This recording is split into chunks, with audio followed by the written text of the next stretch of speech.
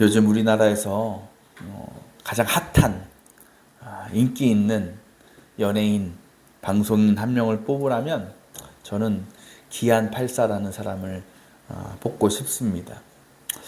원래 이 기안84는 웹툰 작가였죠.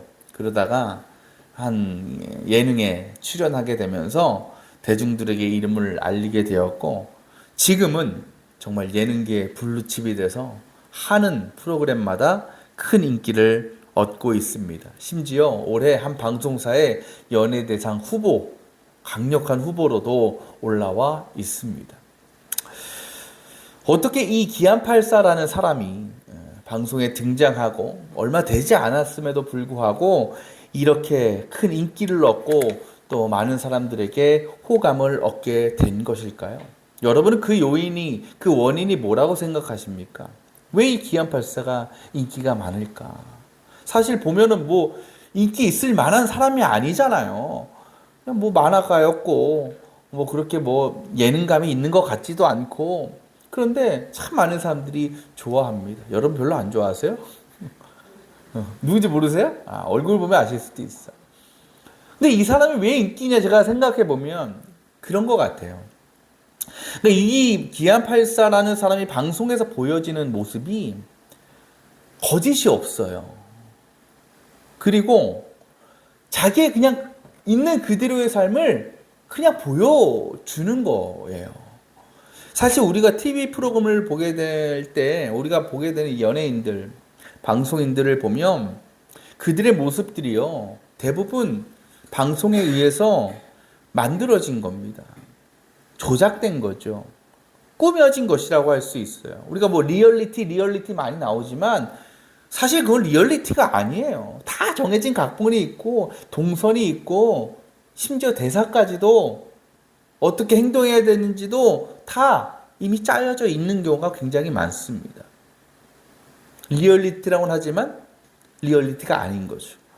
근데 이 기안84라는 사람이 출연하는 방송을 보면, 또 그 방송에서 그가 하는 행동이나 어떤 모습들을 보면 이거는 도저히 꾸며낸 거라고 할 수가 없어요.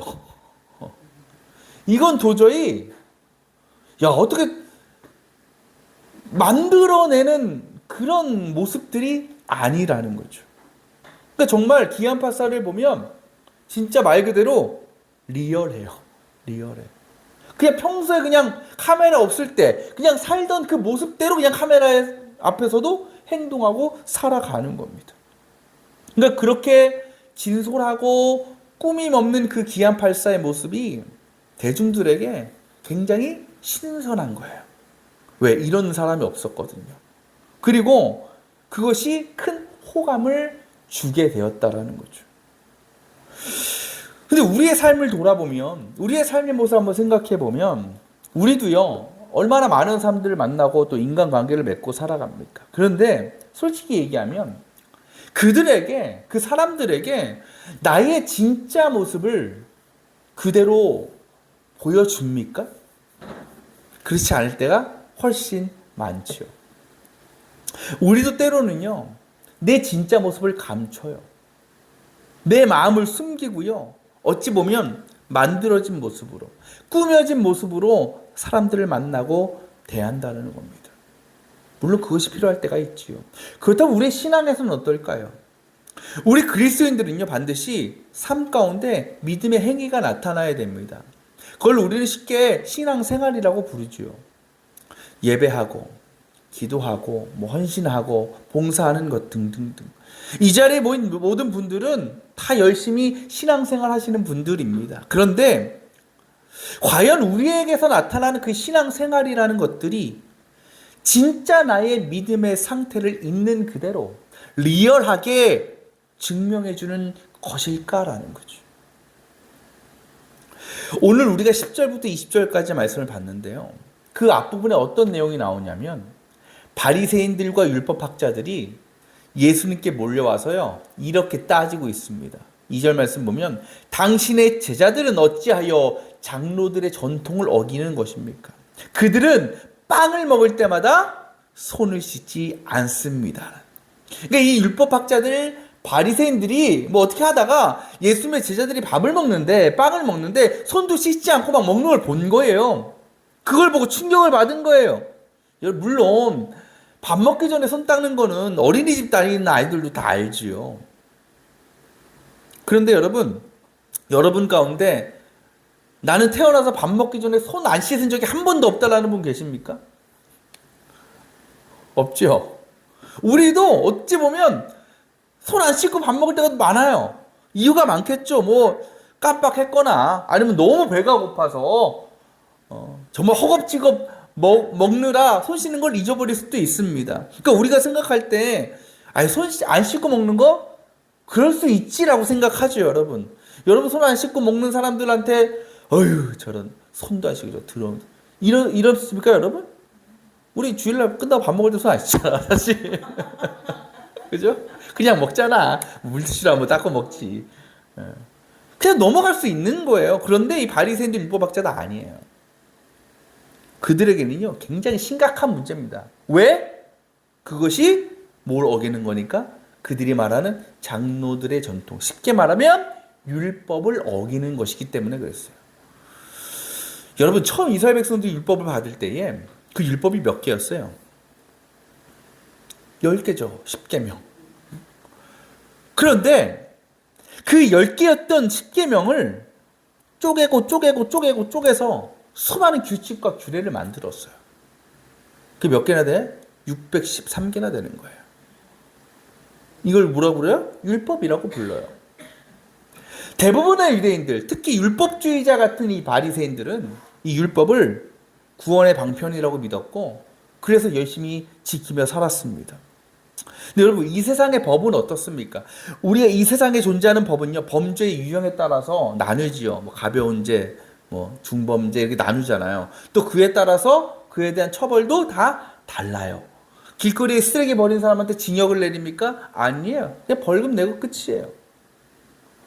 그러니까 그 범의 어떤 경과 중함과 경함에 따라서 그에 대한 어떤 처벌이 다르다라는 거죠. 그런데 유대인들에게 율법은 그렇지 않았어요. 그러니까 그들에게는요 율법의 모든 그 수백 개의 조항들이 다 똑같은 중요성을 가지고 있었어요. 똑같은 무게를 가지고 있었다라는 거예요. 그리고 10계명과 율법을 거의 같이 봤어요. 동일선상에 놓은 겁니다. 그렇게 볼 때 여러분 유대인들의 그 계명, 식사하기 전에 손을 씻어야 한다는 그 계명을 지키지 않은 것은 10계명에 나와 있는 예를 들면 살인하지 말라라는 계명을 지키지 않은 것과 똑같은 거예요. 유대인들이 생각할 때는. 그렇게 보면 여러분 제자들이 손을 씻지 않고 밥을 먹어? 엄청난 죄를 저지른 거죠. 엄청나게 부정한 사람들이에요. 예수님도요 그런 바리새인들의 생각을 알고 있었어요. 그리고 여러분 솔직히 그 율법을 지키는 자체가 나쁜 겁니까? 밥 먹기 전에 손을 씻는 행위가 뭐 그렇게 잘못된 겁니까? 그렇지 않지요. 지극히 상식적이고 지키면 좋은 거예요. 그런데 예수님은 그 상황에서 그렇다면 이렇게 반응하셨어야 돼요. 율법을 어긴 제자들을, 왜? 제자들도 유대인들이었으니까 그들을 불러다가 야 좀 조심 좀 하지 그랬냐, 손 좀 씻고 먹지 그랬냐 이놈들아, 왜 실수해가지고 바리새인들 율법학자한테 이게 밉보여가지고 이런 소리를 듣고 앉았냐, 이렇게 타이르실 수도 있는 거예요. 그런데 예수님은 그러지 않으셨어요. 오히려 그 바리새인들 향해서 이렇게 말씀하십니다. 11절에 입으로 들어가는 것이 아니라 입에서 나오는 것이 그를 더럽힌다라는 거예요. 여러분 바리새인들이 왜 손을 씻지 않으면 부정하다고 생각했냐면 손을 씻지 않은 손은 더럽잖아요. 우리가 기본적으로 더러운 손으로 음식을 만지면 그 음식은 어떻게 되겠어요? 더러워지죠. 그 더러워진 음식이 내 몸속으로 들어가면 유대인들의 생각은 우리의 몸도 더러워진다라고 믿었어요. 그것이 이 율법이 만들어진 의미였어요. 그것을 지켜야 되는 이유였다라는 거죠. 그러니까 그들은 입에 들어가는 게 더럽다고 생각한 거예요. 더러운 손으로 만진 음식은 더러운 것이고 그 더러운 음식이 들어갈 때 내가 더러워진다. 그래서 예수님은 정반대 얘기를 하시는 거예요. 입으로 들어가는 것이 더러운 것이 아니라 입으로 나오는 게 더러워지는 것이다. 이거 완전히 유대인들 볼 때, 그들이 볼 때 율법을 완전 거부하시는 거예요. 반박하시는 거예요. 왜 예수님은 그냥 한번 잘 타이르고 넘어가도 될 문제를 이렇게까지 그들을 책망하시면서 말씀을 하시는 것일까? 그 이유를요, 우리가 읽지 않았지만 15절 3절에 주님이 이렇게 말씀하셔요. 너희는 어찌하여 너희의 전통 때문에 하나님의 계명을 어겼느냐라고 말씀하셔요. 이 말로 우리가 다시 풀어서 이런 거예요. 야, 너네는 어떻게 전통 율법을 지키느라고 뭘 어겼어? 하나님의 계명을 어기느냐라는 거예요. 우리가 여기서 알 수 있는 게 뭡니까? 유대인들의 조상들이 만드는 전통, 그 율법이라는 것과 하나님께서 세우신 계명이라는 것이 같다 다르다? 같지 않다라는 거예요. 처음 모세가 시내산에서 십계명을 받을 때 누가 그것을 적어주셨어요? 전적으로 하나님이 주신 거예요. 하나님이 적어서 직접 주신 겁니다. 근데 율법은 뭐 어때요? 십계명 이의 율법들은 누가 만든 거예요, 결국? 사람이 만든 거예요. 인간이 정한 거예요. 물론 그것 또한 그 십계명을 기반으로 해서 그들이 짠 거일 테지만, 그렇다고 우리가 그 모든 율법의 계명들이 십계명을 주신 하나님의 의도와 계획과 일치한다라고 볼 수 없는 거예요. 오히려 유대인들은요, 그들은요, 나에게 유익이 되는 일이라고 생각하면 때로는요, 십계명보다 자기 조상들이 세운 그 율법을 더욱 중요하게 생각했어요. 그 대표적인 예가 무엇이냐? 고르반이라는 겁니다. 고르반. 들어보신 적이 있습니까? 고르반? 이 고르반이라는 뜻이 어떤 뜻이냐면 그 자체로 하나님께 바쳐진 제물, 하나님께 드려진 성물을 의미해요. 근데 이것을 우리가 볼 때는 좋아 보이잖아요. 선해 보이잖아요. 근데 이거를 유대인들은 자기 유익을 채우는 데에 악용했어요. 예를 들면 이런 거예요. 돈이 많은 유대인 부자가 있습니다. 아주 걱정 없이 살아요. 늘 풍족해요. 그런데 정작 그의 부모는 찌질하게 가난해요. 늘 돈이 없어서 쫄쫄 굶고 있어요. 자녀라면 어떻게 해야 돼요? 십계명을 지켜서 십계명의 제5계명 부모를 공경하라. 뭐 해야 돼요? 도와줘야죠. 부모를 섬겨야죠. 부모에게 부모가 살아갈 수 있는 것들을 제공해 줘야죠. 그게 십계명을 지키는 거죠. 하나님의 계명을 지키는 거죠. 근데 여러분, 그렇게 하지 않았다라는 거예요. 그러면서 뭐하냐? 나는 내 재산을 모두 하나님께 바치겠습니다라고 얘기해요. 고르반한 거예요. 고르반을 선포한 거예요. 이제 내 재산은 하나님께 모두 바칠 겁니다. 근데 문제는 뭐냐? 그렇게 하나님께 바치겠다고 선언한 그 재물은, 고르반은 절대 다른 용도로 사용할 수가 없다라는 거예요. 심지어 자기 부모를 도와주지도 못하는 물질이 되어버린 거예요. 근데 그렇다고 여러분, 이 유대인들이 고르반으로 바쳤다고 그거를 전혀 사용할 수 없을까요? 그곳에 손을 대지 못할까요? 그렇지 않아요. 왜? 아직은 자기가 갖고 있거든요. 아직은 내 손에 있거든요. 물론 서약은 했지만 실행에 옮기지는 않았어. 약속만 했을 뿐이에요. 그러니까 그걸 약속하게 되면 그건 나도 손을 못 대겠지만, 실행을 하게 되면 손을 못 대겠지만, 그렇지 않았기 때문에 여전히 내 거라는 거예요. 때문에 부모에게는 주지 않을 수 있으면서도 그것을 내 유익과 내 자신을 위해서는 얼마든지 쓸 수 있었다라는 거예요. 이것이 바로 고르반이다.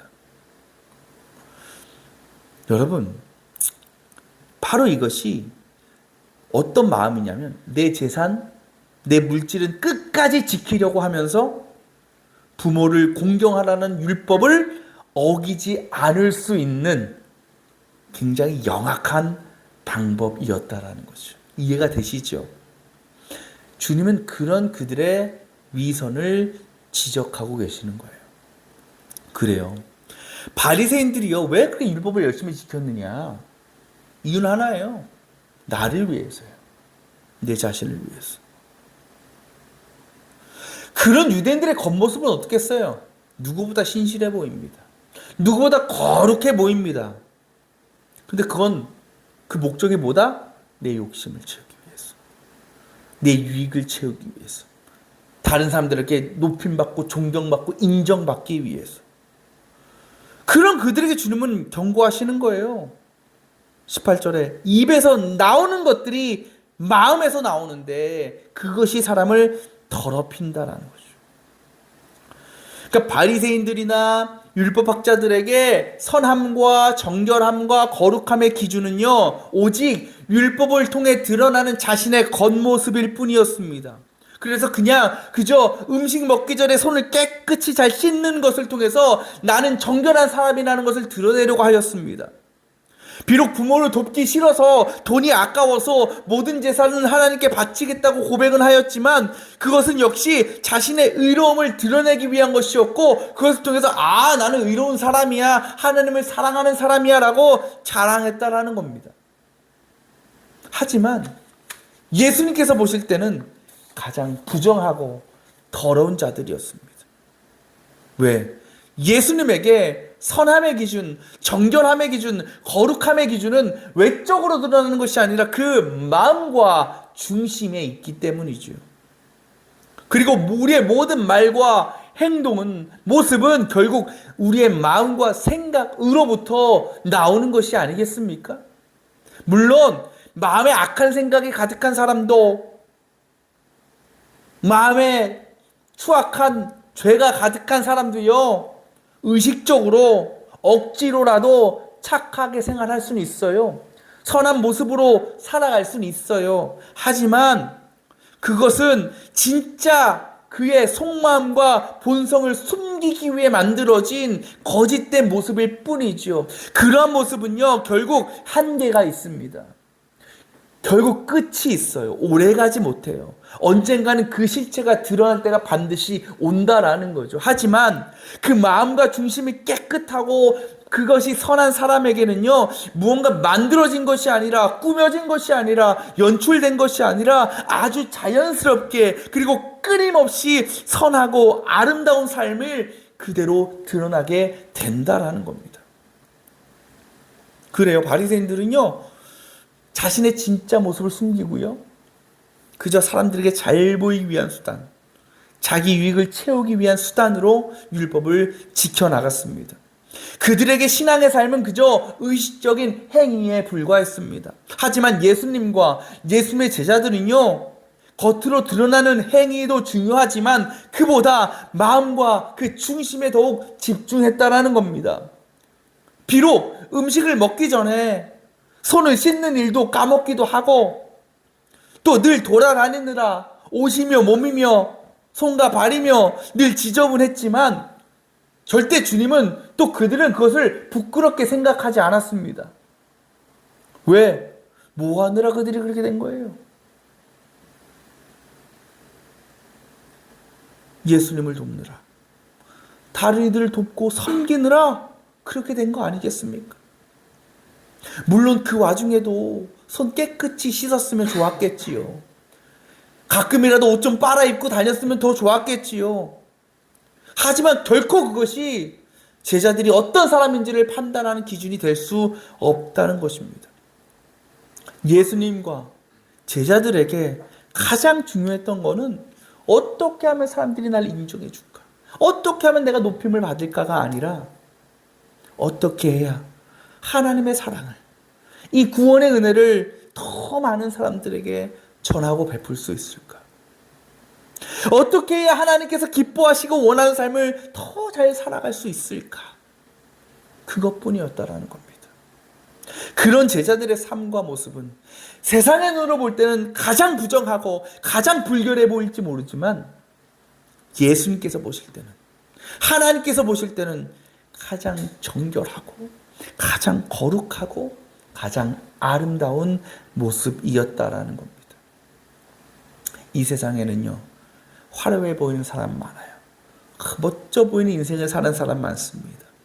그러나 그 마음에 따뜻함이 있고 자비가 있고 배려가 있고 사랑이 충만한 사람을 찾기는 힘든 것 같습니다.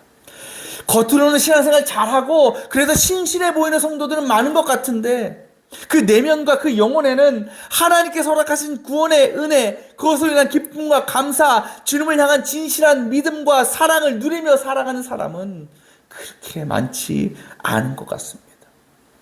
지금 여러분의 신앙의 모습은 어떻습니까? 14세기 위대한 기독교 철학자 토마스 아퀴나스는 이렇게 말했습니다. 사람은 행위를 보지만 하나님은 의도를 보신다. 그래요. 하나님은요, 우리로부터 나타나는 어떤 행위 그 자체가 아니라 그 행위의 동기, 그 행위의 마음을 더욱 중요하게 생각하신다라는 겁니다. 우리가요, 그저 외적인 규칙을 지키며 살았다고 우리가 선한 사람이 되는 것이 아닙니다. 우리가 손을 깨끗이 씻고 다닌다고 우리가 정결한 사람이라고 얘기할 수 없는 겁니다. 그것이 우리를 결코 거룩하게 하지 않습니다. 우리의 마음과 우리의 중심이 거룩해져야 되는 겁니다. 그때 만들어지고 포장된 것이 아니라 정말 진실하고 참된 예수님의 제자, 그리고 자녀로서의 삶, 선하고 거룩하고 정결한 삶이 우리로부터 자연스럽게 드러나게 되어지는 것입니다. 사랑하는 여러분, 우리의 겉모습을 갖고 꾸미는 일 그 자체가 나쁜 것이 아닙니다. 우리 손 깨끗이 씻어야 되고요. 몸 정결하게 해야 되지요. 그러나 그보다 더 중요한 것은 우리의 마음과 우리의 중심을 다스리고 깨끗하게 하는 것입니다. 그 일을 위해서 우리에게 필요한 것이 무엇이냐? 성령으로 충만해져야 된다는 겁니다. 우리 안에 성령을 모시고 살아가야 된다는 것입니다. 여러분 어떻습니까? 혹시 여러분도 오늘 말씀의 바리새인들, 율법 학자들처럼 그저 외적인 깨끗함, 외적인 정결함을 유지하는 것으로 나는 거룩하다, 나는 깨끗한 사람이다라고 자신을 드러내며 살아가려고 하지 않습니까? 이제 그 손은 그만 씻고 손이 아닌 우리의 마음과 영혼을 더럽게 하는 인간적인 죄악과 욕심과 그 이기심들을 성령으로, 하나님의 말씀으로 깨끗하게 씻어내시기를 바랍니다. 그래서 우리 안에 주님의 선하심과 거룩하심을 회복하고 그저 겉모습으로 드러나는 것이 아니라 우리의 중심으로부터, 우리의 마음으로부터 나타나는 진실된 믿음의 행실과 삶을 통해서 여전히 죄로 어둡고 타락한 이 세상 가운데 정말 소망의 빛으로 살아갈 수 있는, 그래서 많은 이들이 그런 우리를 통해서 하나님을 만나고 주님을 깨닫고 그렇게 하나님과 우리를 높이고 영광을 돌릴 수 있는 그런 복된 저와 여러분의 삶이 되시기를 주님의 이름으로 축원합니다.